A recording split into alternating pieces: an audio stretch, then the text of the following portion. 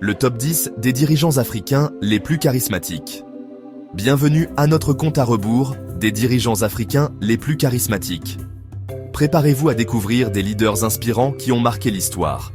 On parle souvent du charisme en politique, mais c'est quoi au juste? C'est ce petit quelque chose d'indéniable, cette aura qui attire et inspire.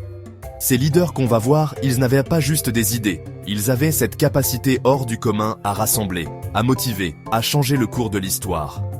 Alors, attachez vos ceintures. On embarque pour un voyage à travers l'histoire de l'Afrique, à la rencontre de ces figures emblématiques qui ont marqué leur époque et continuent d'inspirer les générations futures.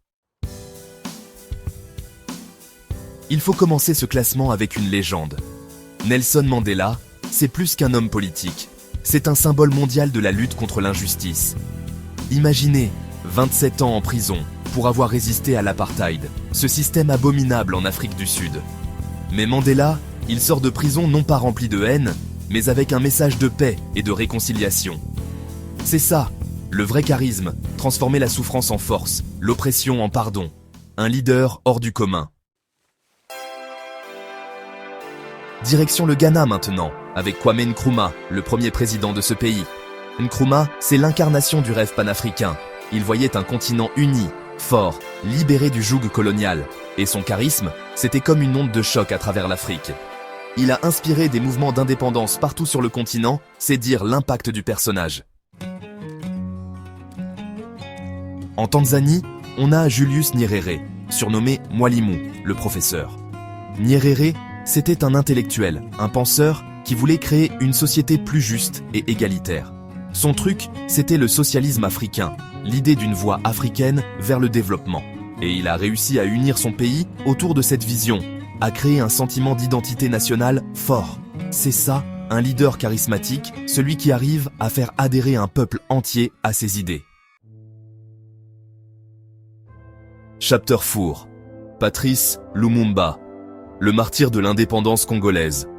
On passe au Congo maintenant, avec Patrice Lumumba, une figure mythique de la lutte anticoloniale. Lumumba, c'est le charisme incandescent, la fougue de la jeunesse qui se bat pour son indépendance.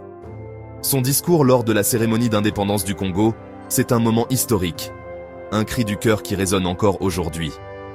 Malheureusement, son destin tragique nous rappelle que le combat pour la liberté a souvent un prix très lourd. Chapter 5. Thomas Sankara, le Che Guevara africain. Cap sur le Burkina Faso maintenant, avec Thomas Sankara, le révolutionnaire. Sankara, c'est l'intransigeance, la volonté de rupture avec le néocolonialisme. Il voulait changer radicalement son pays, lutter contre la corruption, l'impérialisme, la pauvreté. Et il l'a fait avec un charisme fou, un charisme qui dérangeait d'ailleurs. Sa mort prématurée en fait une icône, un symbole de la résistance pour toute une génération. Chapter 6. Haïlé Sélassie, le lion de Juda. On part en Éthiopie maintenant, avec Haïlé Sélassie, le dernier empereur d'Éthiopie. Sélassie, c'est une figure complexe, controversée. Mais on ne peut pas nier son charisme, son aura mystique.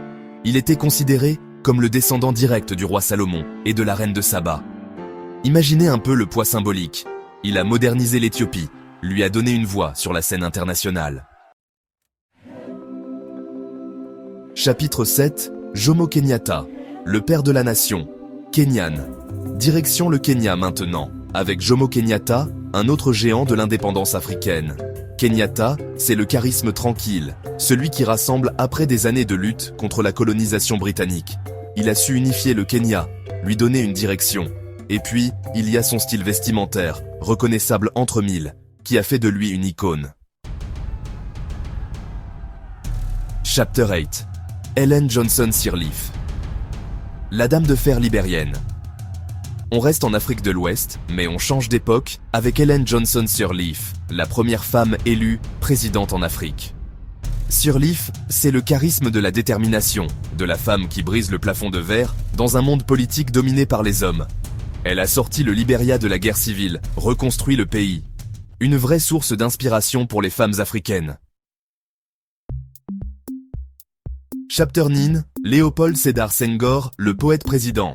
On voyage au Sénégal maintenant, avec Léopold Sédar Senghor, le poète président. Senghor, c'est le charisme intellectuel, celui qui manie la langue française avec une élégance rare. Il a inventé le concept de négritude, une affirmation de l'identité noire. Un grand homme, un grand penseur, un homme d'État respecté dans le monde entier. Chapter 10. Mouammar Kadhafi, le guide libyen. On termine notre classement en Libye, avec Mouammar Kadhafi, une figure aussi charismatique que controversée. Kadhafi, c'est le charisme flamboyant, excessif, celui qui divise. Il a dirigé la Libye d'une main de fer pendant des décennies, avec une vision panarabe et anti-occidentale. Un personnage complexe qui a marqué l'histoire de son pays et du monde arabe. Voilà, c'était notre classement des dirigeants africains les plus charismatiques. Des hommes et des femmes qui ont marqué l'histoire de leur pays, de leur continent, du monde. Bien sûr, ce classement n'est pas exhaustif, on aurait pu parler de bien d'autres figures importantes. Mais ce qui est sûr, c'est que l'Afrique a toujours eu et aura toujours des leaders exceptionnels, capables d'inspirer et de transformer. Merci d'avoir regardé notre vidéo sur les dirigeants africains les plus charismatiques. N'oubliez pas de liker, commenter et vous abonner pour plus de contenu inspirant.